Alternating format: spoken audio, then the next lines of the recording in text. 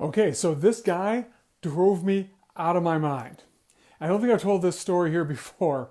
Sorry if I have. It drove me out of my mind. I used to staff with this guy back in the old days. I used to staff men's weekends, and this same guy would seem to be staffing on every weekend that I staffed on. And this guy drove me out of my mind. He was a know-it-all, and he was arrogant, and he was always like telling me what to do and telling other people what to do. And it was just, I mean, really, you know how it is that you can be in a group and there's like one person who drives you out of your mind. And this was the guy, he drove me out of my mind, you know? Do this, do that. No, you're wrong, right? This arrogant know-it-allism. And you know, this is a thing I was pretty into. So every time I showed up to run one of these weekends, to staff on one of these weekends, there he was. So what did I do about it? So I was about to staff another one of these weekends, and I had gone to one of the pre-meetings, and there he was, and he drove me out of my mind again. And I was home, and I was alone, and I said, hey, you know what? I'm going to handle this. And I just had one of those moments of like inspiration, if you know what I mean, where suddenly I realized, you know, we were just really developing shadow work at the time. And the idea of stepping in and owning your shadow was an idea that we were just starting to have. So I'm like, all right, this guy who I staff with all the time makes me crazy. Let me step into the energy in him that is making me crazy and see what happens. So I was home alone, which if you're ever going to do this in a place where people can't watch or hear you do it because they will think you're nuts. And I just really stepped into being this guy. Like, I am this guy and I know everything. No, you're doing it wrong. You're doing it wrong. I know everything. You don't know anything. I know everything. Do this, do that. I'm bossing you around. That's really getting into the energy of it, running the wheels off it. And if there's somebody who really makes you nuts, who you often have to be around, this is a great way to handle it. To really, because they've got an energy that when you encounter it, you can't handle it. It presses your buttons. So what you want to do is you want to get into that button yourself and press it yourself. So that's what I did with this guy who was making me crazy.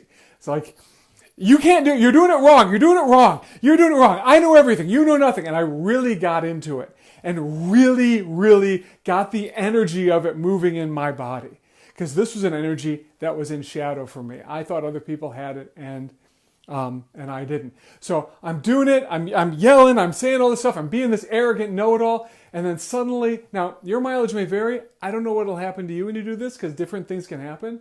But suddenly I started laughing, like one of those authentic laughs. And I was laughing because I realized the following. I had made a lot of decisions in my life to not be an arrogant know-it-all. But the actual truth about me, if you really get down to it, is I got some arrogant know-it-all in there. I mean, yeah. But I made so many decisions to not be like that. I couldn't face it in myself. So when somebody popped up in my environment who had that arrogant know-it-all energy, I went nuts. I couldn't have mercy for that. I couldn't have compassion for that in them because I couldn't have it in myself. It was something I had said I would never be like that. Only bad people are like that. And in that moment of fully owning the energy of letting it flow, I started laughing because I realized I got in touch with that mercy. I'm like that. I actually do have that in me. I was able to see that in me. And this what will probably happen to you to some degree or another when you own your shadow. You'll start to see that someone makes you crazy with. You'll start to see, wow, I do have some of that in me. And I just really relaxed. I didn't really think about it anymore. So then I went and staffed on this weekend. And you know what? Miraculously, this guy had changed. He was a great guy now. I don't know what happened. But the whole weekend, hung out with him, worked with him. It was great. Everything was fine. And then a couple days after the weekend, he gave me a call. This never happens. He calls me up. He's like, I just wanted you to know, Dimitri, that staffing the weekend with you, it made the weekend for me. I thought, wow, that's never happened. That's very unusual. But this is the power of owning your shadows. And this is what you can do if someone makes you nuts. Finding that part in yourself, no matter how deep down buried it is, and bringing mercy to it will seem to transform the world, right? That we perceive the external world based on what our internal state is like. So shifting your state that way is a great way to, turn those assholes into great guys, which I suggest we all do because the world sure could need it. So that's it for today. Share this if you want to. Leave comments if you've ever had this kind of thing happen. Oh, also, I'm putting together a year-long leadership mentoring and coaching program for men who want to be leaders and carpet work leaders. So wisdom process leaders. So if you want to have a brief conversation about that, I'm still kind of putting together the details. Not a sales call, but just talk to you about it and hear what you would like. Give me a comment or a personal message and we'll get that set up. Okay, talk to you later. Bye.